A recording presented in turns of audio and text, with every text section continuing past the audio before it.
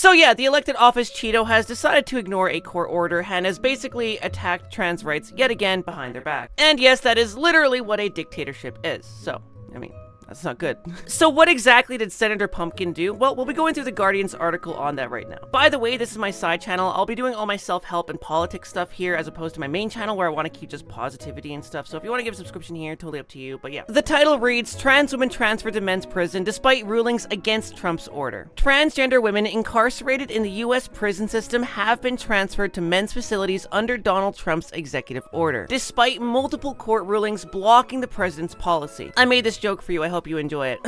You wanna know why they call it dictatorship?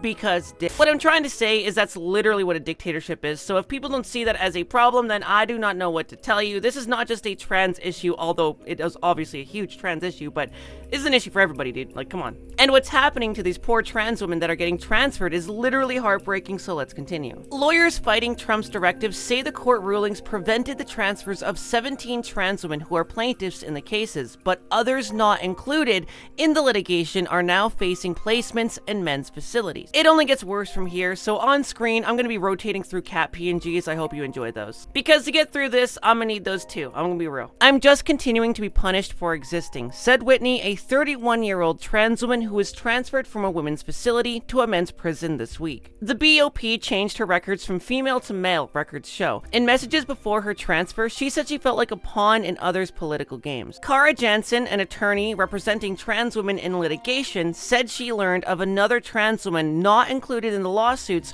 who was recently transferred to a facility that houses men, and also had the gender marker in her records changed. And let me adjust the little cat PNG here, and okay, we're ready to get into the worst parts of this. And just a little bit of a warning, this gets heavy. Suzanne Beatty, a senior attorney for the California Collaborative for Immigrant Justice, who represents roughly 20 people in federal prisons, said they have received reports that some trans people were forced under threat of discipline to hand over their underwear, including bras and boxers, as if they were contraband. Anybody want to put money on this being an elaborate ruse for Donald Trump to smell women's panties? Somehow I feel like Elon Musk is in on it too. They said they've also heard accounts of male guards searching trans women in encounters several of the women described as groping. Some staff have been emboldened to harass and taunt trans people, Beatty said. It is already so difficult to be a trans person in prison in this country, and now this administration's measures are intentionally terrorizing and traumatizing incarcerated trans people even further, Beatty said. It is essentially sanctioning sexual assault in some instances, added Jansen, of the male pat-downs of trans women. Whitney, who was recently transferred, said in interviews prior to her move that staff for weeks gave her conflicting information. In mid-February, she and another trans woman were placed into a form of isolation called a special housing unit and told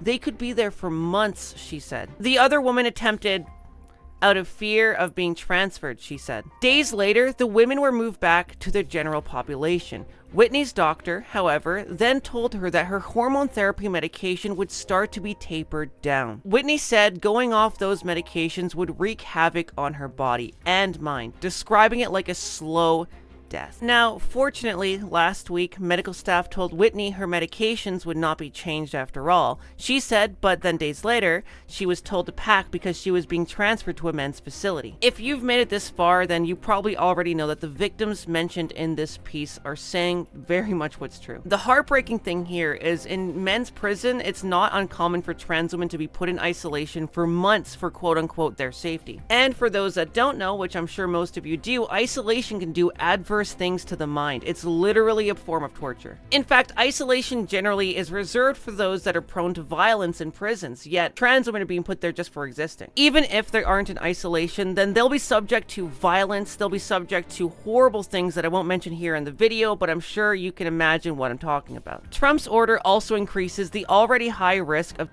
and physical assault of trans people in prison, said Julia Batt. Putting a target on trans people in prison only increases their risk of assault, which in turn also puts staff in the dangerous position of intervening in violent situations. Now, I know including that last part about staff may take away from the suffering of trans people, but it's important to include, and I'll tell you why. Because, and as a minority, we are very easy to scapegoat, so generally speaking, if you want to get someone to care about our issues, you have to tell them how it affects them. This situation as a whole puts everyone in jeopardy in the United States, full stop. Setting the precedent that the president can just ignore court rulings literally is what a dictatorship is, and please let's not pretend that it isn't. These are the situations that are polarizing enough to make people that are leaning right lean back towards left. But for that to happen, people need to know this is going on, and they need to be educated on why it matters for everyone. We are only in the beginning of a very long battle, and I'm not going to say it's going to be easy, but it's not going to be impossible, so don't give up hope and just,